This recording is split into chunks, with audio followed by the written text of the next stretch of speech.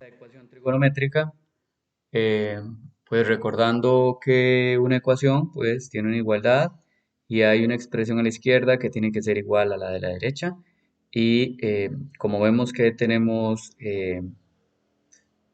una, una, una expresión trigonométrica en la ecuación, pues obviamente esto nos dará o tendremos una ecuación trigonométrica. Aquí podemos observar que alfa es un ángulo que será la variable, ¿ok? Y lo que necesitamos es encontrar los valores de alfa que satisfacen o que convierten esta ecuación en una igualdad verdadera. Eso significa que vamos a tener un número del lado izquierdo que va a ser igual a un número al lado derecho. Y entonces así convertimos esto en una igualdad verdadera, pero necesitamos saber para qué valores de alfa eh, esto se convierte en una igualdad verdadera y evidentemente pues entonces será la solución de la ecuación. Muy bien, entonces vamos a iniciar con una solución y básicamente voy a borrar esto que acabo de hacer para que no nos genere un mayor problema por ahí. Entonces lo primero que vamos a hacer es que vamos a tomar la ecuación, que en este caso pues es raíz cuadrada de 3 más 2 coseno de la variable, que en este caso es un ángulo alfa, igual a cero. Muy bien, y aquí podemos, o una de las estrategias más importantes es que yo tengo que tener un coseno de un ángulo igualado a algo, que será eh, un número, que donde el número debería de pertenecer al conjunto de los números reales, podría tener seno de un ángulo igual a lo mismo, ¿cierto? Un número, donde el número pues que pertenezca al conjunto de los números reales, y así sucesivamente, ¿ok? Entonces, pues necesito convertir esto, como vemos que tiene coseno, pues ocupo convertirlo en una forma como esta que está aquí.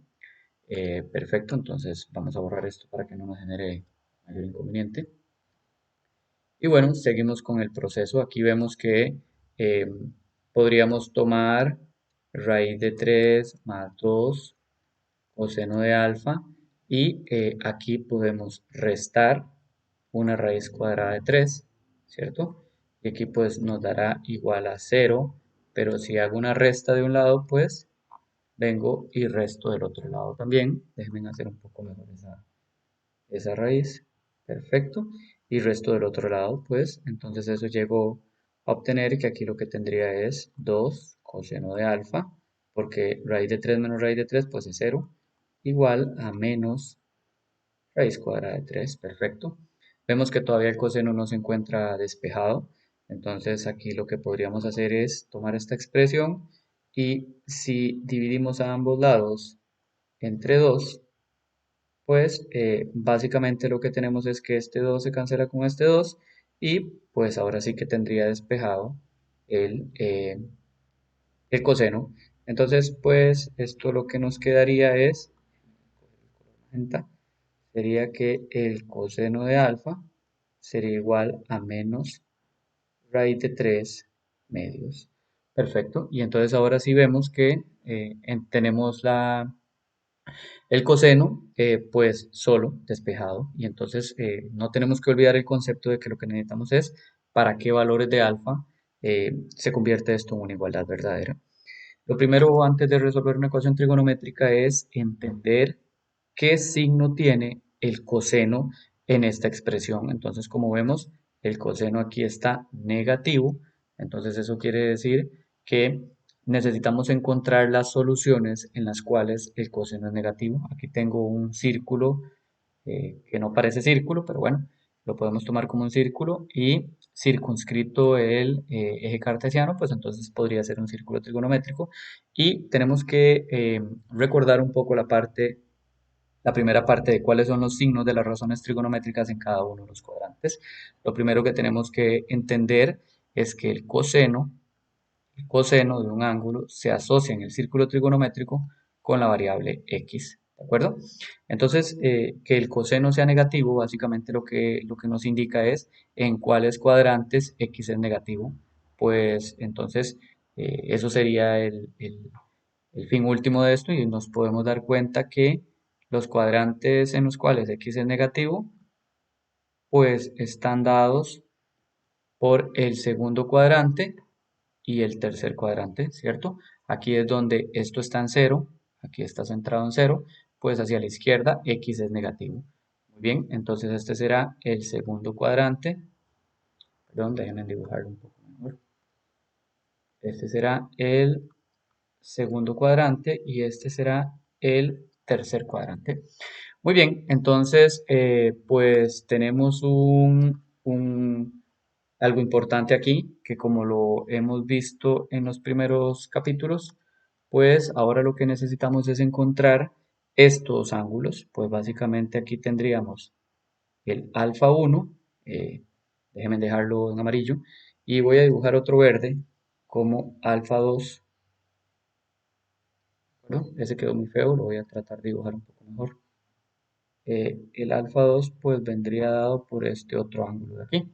Entonces pues voy a tener un alfa 1 que será el amarillo, ¿ok? Lo voy a poner en amarillo y voy a tener un alfa 2 que sería el verde. Y esas serán mi conjunto de solución, déjenme ponerlo aquí en rojo. El conjunto de solución vendría dado por alfa 1, alfa 2. Pues básicamente ahora lo que necesitamos es encontrar estos valores de alfa 1 y alfa 2.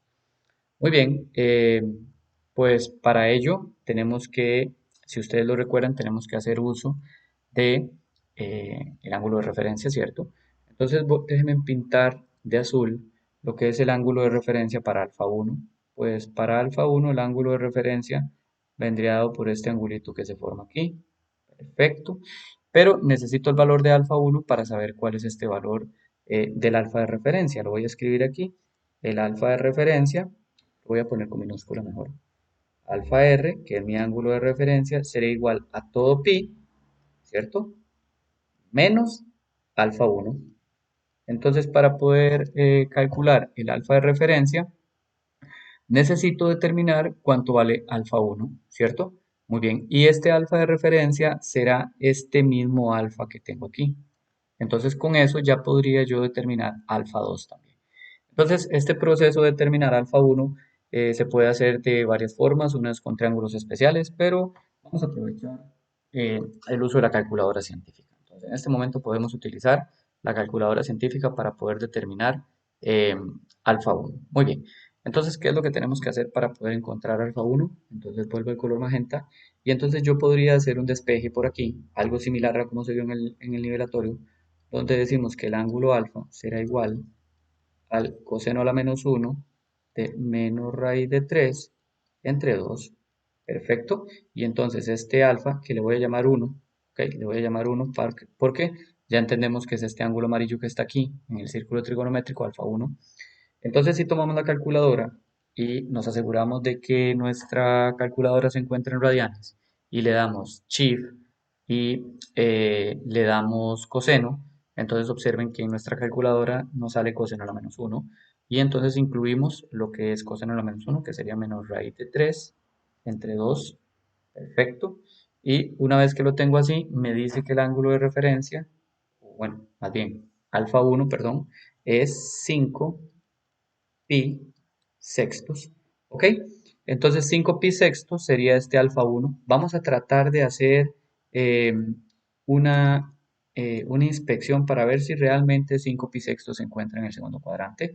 Entonces recuerden que lo que hacíamos era dividimos el número entero 5 entre 6 y si yo divido 5 entre 6, pues eso me da 0.83 periódico 0.83 periódico pi y nosotros sabemos que cada uno de estos representa, cada cuarto de círculo representa 0.5, pues 0.83 está después del primer cuarto y efectivamente esto estará en el segundo cuadrante. Muy bien, entonces como ya sabemos que esto está en el segundo cuadrante, entonces este será nuestro alfa 1.